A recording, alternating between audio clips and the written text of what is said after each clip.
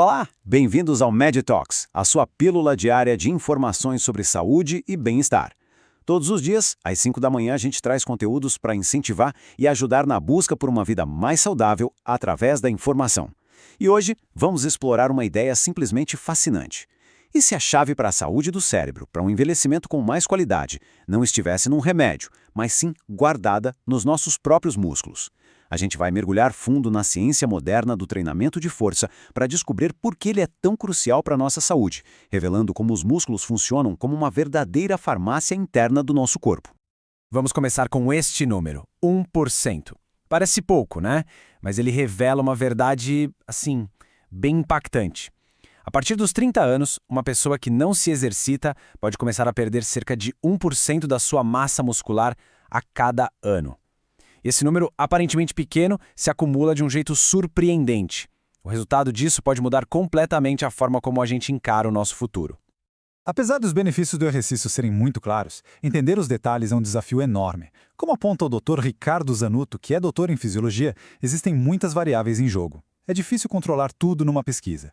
E é exatamente por isso que, nesta nossa análise, a gente vai organizar as evidências e construir um caminho bem claro para entender o que a ciência já sabe sobre como e, principalmente, por que devemos construir e manter nossa força muscular. Então, a nossa jornada de hoje vai ser assim.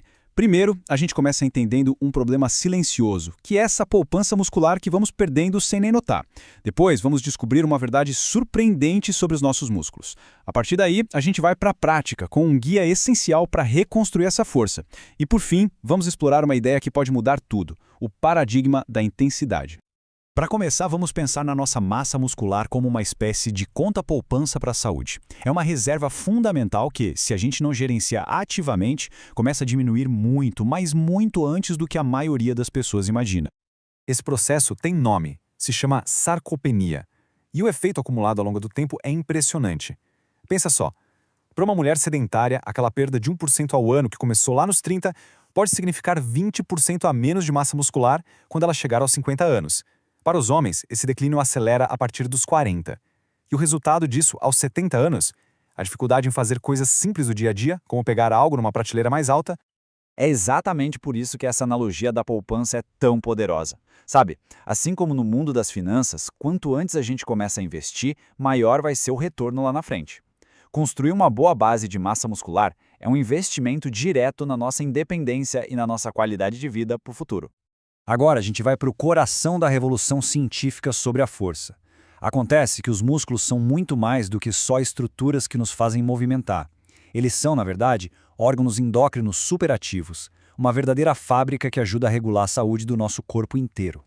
A chave para a gente entender isso está numa palavra: miocinas. Quando nos exercitamos, nossas fibras musculares não estão só se contraindo. Elas estão produzindo e liberando centenas dessas substâncias, desses sinalizadores. São as miocinas que permitem que os músculos, digamos, conversem com o resto do corpo, atuando como verdadeiros maestros da nossa saúde metabólica e combatendo a inflamação crônica. E uma das conversas mais fascinantes que os músculos têm é com o nosso cérebro. A conexão é tão direta, tão poderosa, que os cientistas chamam de eixo músculo-cérebro. Isso quer dizer que, quando a gente treina, não estamos só fortalecendo os braços ou as pernas. Estamos literalmente enviando sinais que remodelam a função e a estrutura do nosso cérebro. E o processo é surpreendentemente claro. Funciona mais ou menos assim, ó. Durante o exercício, os músculos produzem uma molécula chamada catepsina B. Ela viaja pela corrente sanguínea e consegue atravessar aquela barreira que protege o cérebro. Lá dentro, no hipocampo, que é a nossa central de memória, ela estimula a produção de uma outra proteína, a BDNF. E a BDNF funciona como um tipo de fertilizante para os neurônios, melhorando a memória, o aprendizado e até o nosso humor. É a prova bioquímica de que movimento gera pensamento. Ok, a teoria é fascinante, a gente já entendeu.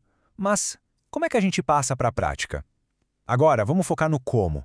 De que forma é possível, com segurança e eficácia, reconstruir e manter essa nossa preciosa poupança muscular? Sabe, uma das maiores barreiras que as pessoas encontram é a ideia de que para treinar força precisa de uma academia. Mas isso não é bem verdade. Claro, a academia oferece variedade de equipamentos, orientação profissional, mas treinar em casa usando o peso do próprio corpo é igualmente eficaz. O importante é vencer a resistência, não importa se ela vem de um halter ou da própria gravidade. A força pode ser construída em qualquer lugar. E para quem está começando, a segurança tem que vir em primeiro lugar. Tudo começa com cargas leves, focando em aprender a técnica perfeita do movimento. A partir daí, o segredo é a progressão, lenta e constante. Mas talvez o pilar mais importante seja o mais esquecido de todos, o descanso. Afinal, o músculo não cresce durante o treino, ele cresce na recuperação. Vamos aprofundar um pouquinho essa ideia do descanso. O crescimento do músculo opera num ciclo. O treino é o que a gente chama de fase de quebra, o catabolismo, onde o estresse gera microlesões no músculo. Esse é o estímulo, o sinal para o crescimento. A mágica mesmo acontece depois, na fase de construção, o anabolismo, que acontece durante o repouso. É quando o corpo não só conserta o dano, mas reconstrói o músculo mais forte do que ele era antes. Sem descanso, não há construção. E sem construção, não há crescimento. Simples assim.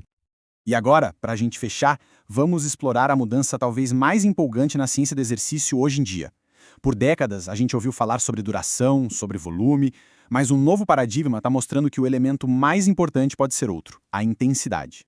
O modelo tradicional que a maioria de nós conhece é aquele de longas sessões de cardio moderado, como correr por 40 minutos, 1 hora. A ciência recente, no entanto, está mostrando que explosões curtas e muito mais vigorosas de exercício podem gerar adaptações no corpo que são iguais ou até superiores a essas sessões longas, só que numa fração do tempo.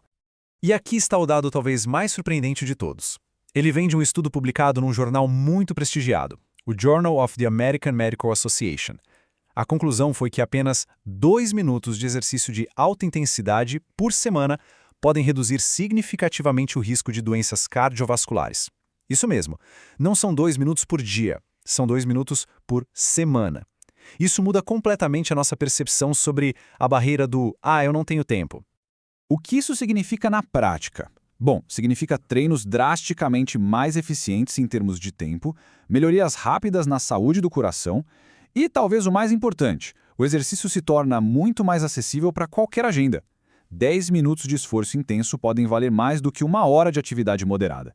Isso democratiza o acesso a uma vida mais saudável. A ciência moderna, então, nos mostra uma nova perspectiva.